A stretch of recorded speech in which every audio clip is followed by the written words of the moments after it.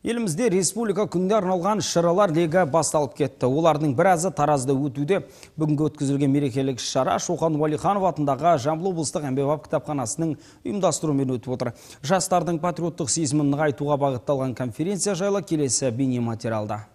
Республика күні елімізде тұратын барша ұлт пен ұлысқа ортақ мереке. Айтулы күнге орай жиынға арнайы келген қонақтар рухани құндылықтар мен бай тарихымызды мақтан ете отырып, патриоттық сана, сезім қалыптастыру арқылы тәуелсіздігімізді одан әрі нығайтуға бастау болатынын жеткізді.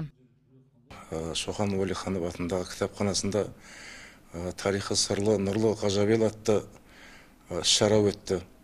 Мына жастарымыз білу үшін тарихымыз бойынша тәуелсіздік күніне байланысты осындай шаралар өтуде.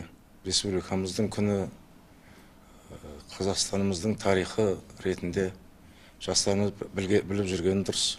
Егемендік біздің басты құндылығымыз. Тәуелсіз Қазақстан бүгінде ел дамуының жаңа кезеңіне нық қадам басқан мемлекетке айналды. Бостандық пен еркіндіктің бастау болып табылатын іс-шарада көпшіліктің ортақ ойы осы болғаны сөзсіз. Келешек болашақ ұрпаққа үлгі болатындай осындай іс-шаралар арта берсін, көбейе берсін.